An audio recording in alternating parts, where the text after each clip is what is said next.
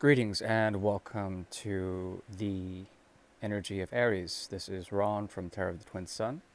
Tarot of the Twin Sun is a functional division within the Order of the Twin Sun. I do welcome you to the channel and its contents. We are dealing here now with the first house. This is the house of initiation into newness, into new cycles. Okay, this has to do with primarily the self as well, the ability to move into the unknown. Okay, when it comes to explorations of the self. Okay, so uh, that is the general crux of the first house. It's the essentially it's the primary mover when it comes to initiation. That is the sun's energy, um, as well as Martian energy. Okay, this has to do also with negotiations when it comes to territory, as well as resources and power within that territory. So, yes, I hope you're doing well. We shall look firstly into a bit of the karma that Aries is dealing with, and then we'll go into the Great Mirror. Thanks for tuning in.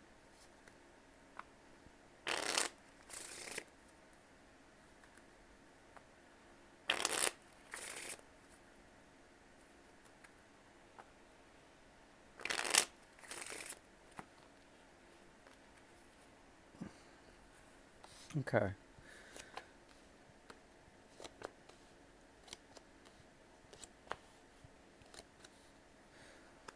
So, a lot of what you're doing now, at least when it comes to the locus of this time and space, that is the month of February 2022, it has to do with coming from a very centered space.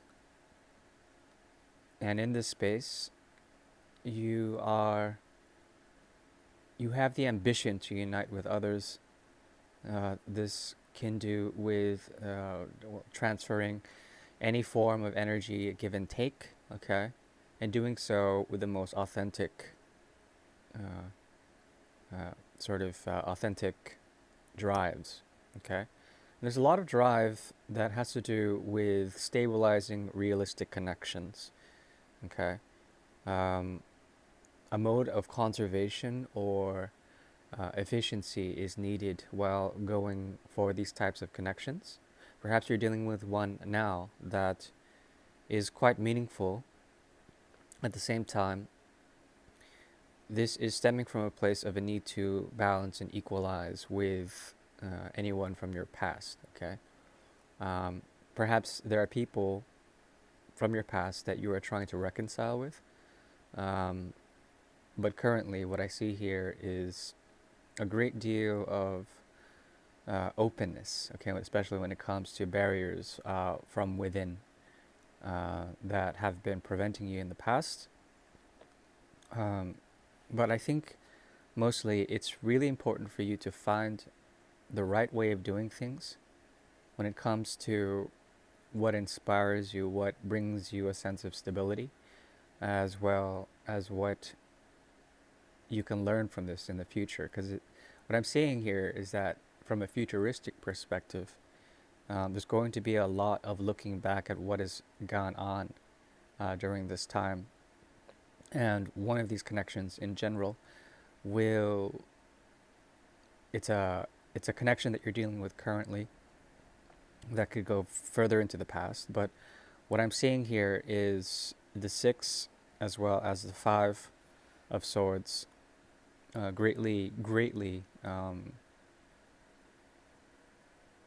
greatly hindering essentially your progress in the future.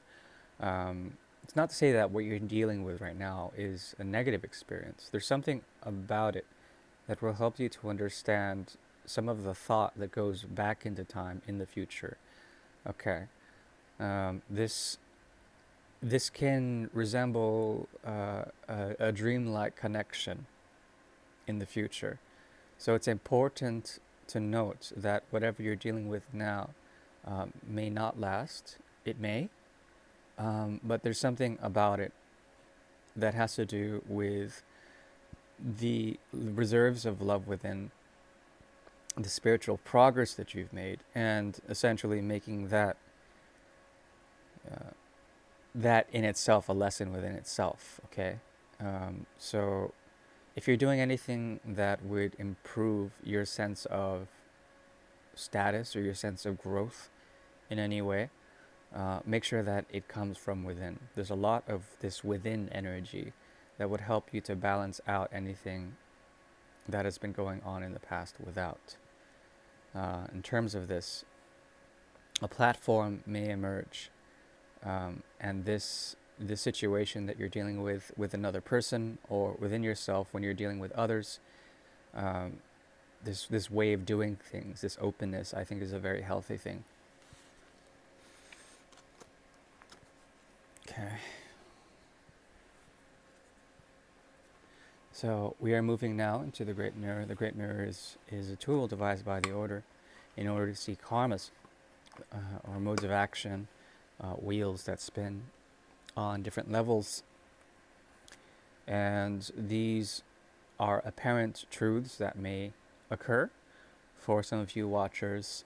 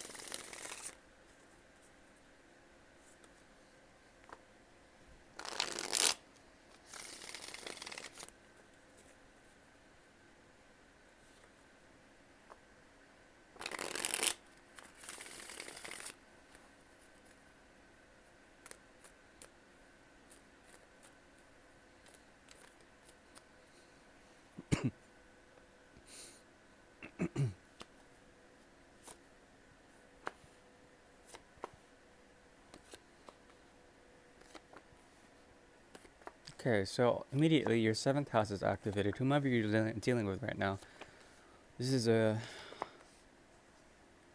transformative connection. Essentially, you're dealing with right now.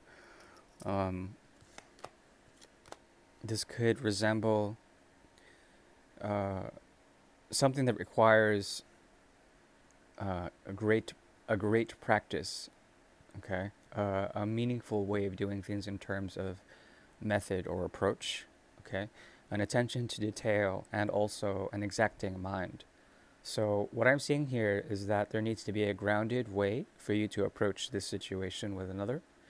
There also is a movement from the Eight of Pentacles to the Nine of Pentacles here, that is informing me at least of something mercurial, Virgo in nature, that needs to be appropriated. Now, the interesting thing about this is that this can resemble a number of different types of relationships. But what you're dealing with here is a type of reckoning. This person is coming from a place of karma, okay? And it doesn't mean it has to be a negative thing if it is karma. Um, but there is a reaping of some sort where the death card meets the justice card and the seven and the eight emerge, okay? Um, seven and the eight emerge. There's something about this that speaks of a doubling of effort, something that needs to be attained from someone. I think, generally speaking, you have been working hard in terms of this relationship to essentially mind your own business and to be focused into that in which it is you're bringing in terms of realities, in terms of pragmatic qualities. And I think this is a good merit in itself. You're coming from a place of merit. And essentially, um, what you represent in this type of situation is someone who is going through, is subject to fate or subject to a higher design, okay? Um, and you are open to this. You are open to this new type of reality that is coming, that essentially you've been listening for, something that you've been attentive to, okay? It doesn't mean that it has to involve them, but I think there's something that is owed, or something that is going to be gifted in terms of truth that you may be seeking from another. Okay, this truth is it's very intense. Okay, yes, it's a double truth that is based on a reckoning of some sort. Um, she does not want to speak. I think she is very open to speak. There's something about the Queen of Swords that moves from the Queen of Swords to the Justice card here. The double swords. Okay, usually that indicates a new moon cycle. Also, there is an element of stagnation or floaty quality to whomever you're dealing with, meaning that they are suspended. There's something about them that is seeking truth, that is open to truth, and has their own truth. Very talkative energy here, but I think you are busy. You are busy. You cannot be bothered in this type of connection. Essentially, the reckoning will happen, and there's something about the death card looking at justice, looking at karma, and it speaks about reaping out that karma, sowing what has been reaped, or reaping what has been sowed, essentially. Um, mm, what can emerge out of this? Okay, the mystery of the Aquarian Age, a hanged man, a gateway, okay, that is founded on swords of truth. Okay, these truths becoming the gateway to something else. I think, generally speaking, there is a very suspended quality that is mirrored between both of you. You are suspended because you're going deeply into your own reality, your own detailed orientation to what essentially work is. You know what work can mean for you, and how you can apply that from in a very pragmatic sense, in a very realistic sense. Um, let's see here. Something is owed. There's very strong sense of bringing to light or bringing to word something that is owed, and then it being either rejected or it coming, um, this knowledge, this sense of knowing, coming into light when the time is right.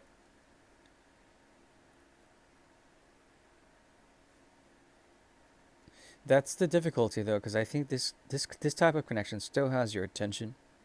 There's a great deal of tension in general between both of you. There is a choice also, a hidden choice that has been made in order for these two of frauds to execute themselves in some way, shape, or form. Two of rods usually indicates a choice or a crisis within the choice, and then making that choice out of crisis, out of a need to end the strife. Okay. A hidden gift is here as well, one that can do with what? Yes, an offering, romance, an offering that is veiled with dream and mystery. Um, Ultimately, I see here a very intense type of situation where one often goes off on their own path, the other is elevated because of such. Aries is elevated because someone else goes on their path, their quest to find something else, especially in the ruin of karma. I think this is definitely a connection that has the key signature of ups and downs, of the whims of karma. Okay, but this is something that has been accrued over time, something that is naturally supposed to occur. When it comes to this type of connection, the advice is to note that a choice has been made, and this is not a conscious choice. Okay, this is something that comes out of the subconscious or the ether. Okay, and what does this choice lead to? It leads to the realm of experience. Okay, the realm of experience after war, after times of war, the scars, the battle scars of glory, whatever you may call it. I think it's important for Aries to maintain focus and to maintain listening to the natural world in order to find a sense of ascension in it all. Now, you are fortunate in that you don't have to deal with this particular energy if you don't want to. But there is a type of reckoning that this person has generally with their general the general sense of the other. Okay, so they have a reckoning with it with everyone. um, and that's interesting. But that is what I see. Okay, thank you. Bye bye.